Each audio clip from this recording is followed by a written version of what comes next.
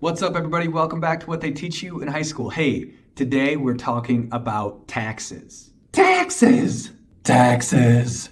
And if you need to remember one thing about paying taxes is kind of like kissing your grandma, okay? It's gonna happen, but it's best to do it as little as possible. Welcome back to what they teach you in high school. Hey, so today we're talking about 3 different types of taxes, as well as some of the ways that the government can help you shrink that tax bill that you owe every year. So let's get into it. The 3 types of taxes that we're looking at today are going to be progressive, regressive, and proportional. The first one we're looking at is progressive.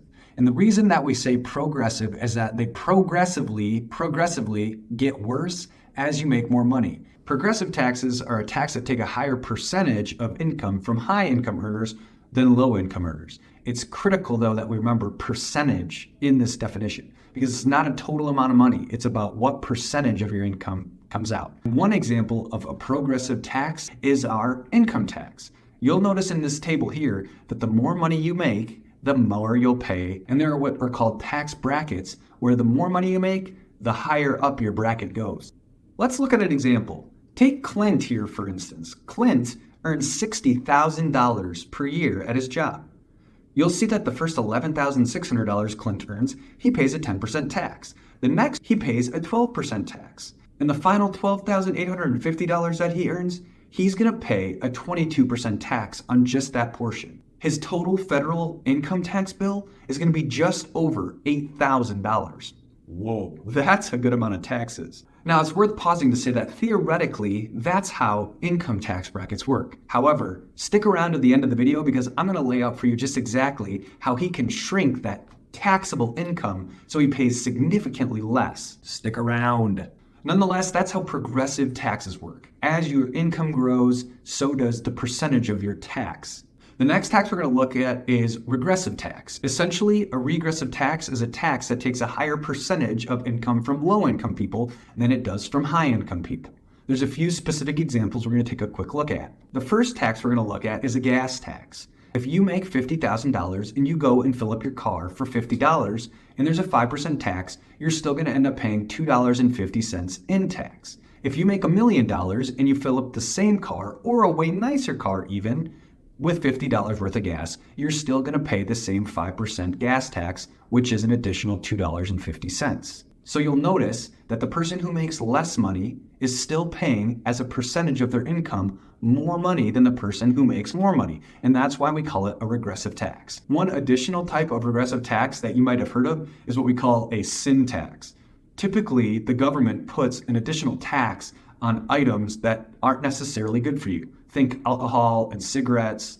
And if the government is potentially supporting these people with Medicare or Medicaid, the government wants to make sure that they're making healthy choices. And so they put a sin tax on items to prompt people to make better choices. However, oftentimes people complain that those sin taxes are regressive because millionaires and billionaires don't mind paying the tax and they get to make a bunch of bad decisions. And that's not good for anyone. The final tax we're going to take a look at is a proportional tax. And the proportional tax is kind of the middle ground between a regressive tax and a progressive tax. A proportional tax is where the tax equally impacts a person regardless of their income status. It takes the same percentage from both a low-income earner and a high-income earner.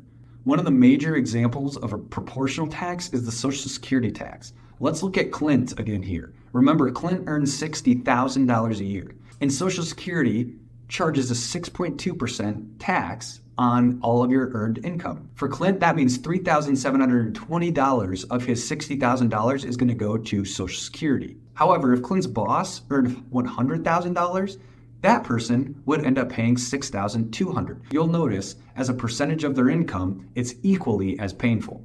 And speaking of Social Security, here's your trivia for the day. Which president signed the Social Security Act into law? Was it A, Woodrow Wilson? Was it B, Teddy Roosevelt? Was it C, Franklin Roosevelt? Or was it D, Franklin Pierce? Hey, if you said Franklin Roosevelt, you are correct. And so that's your quick and dirty summary of the 3 different types of taxes: progressive, regressive, and proportional taxes. However, like I said, Clint here isn't actually on the hook for paying $8,000 in taxes. That's because the government has created what's called the standard deduction. And in 2024, the standard deduction is $14,600 for Clint here. And so for Clint, his taxable income is not actually $60,000. His taxable income becomes $45,400. And you'll notice, based on these tax brackets, that actually keeps him in only the first and second tiered brackets. Beyond that, the government has created some tax favorable boxes that you can also stash money in. Two that I want to make you aware of today are the HSA, or the health savings account. Clint here can save $5,000 into a health savings account through his employer, and that allows him to reduce that taxable income from his income. So instead of $45,400, that $5,000 sneaks its way into a health savings account before the taxable income is calculated, and now Clint's taxable income only looks like $40,000. Additionally, you can utilize a retirement savings account like a 401k, and you can save pre-tax dollars, which reduces your income even further. Let's say Clint also saves $5,000 into a 401k in pre-tax savings. Now Clint's taxable income is only $35,400. And when you take $35,400 and put it through our tax brackets, that leads Clint to paying roughly $4,000 in federal income tax rather than the $8,000 that we had originally calculated. That's pretty slick. And so there you have it, folks. There is your quick and dirty summary of the 3 different types of taxes that the federal government uses, as well as a few tips and tricks for how to save your money into some tax-efficient vehicles. That's news you can use, if I might say so myself. Anyway, thanks again for watching What They Teach You in High School. Hey, as always, make sure you like, subscribe, hit that little bell button so you know I'm coming next time. Please be sharing these with your friends, with your family. Share this one with your grandma for sure, and also with your high school social studies teacher. Hey, we'll see you next time on What They Teach You in High School. Peace out, y'all.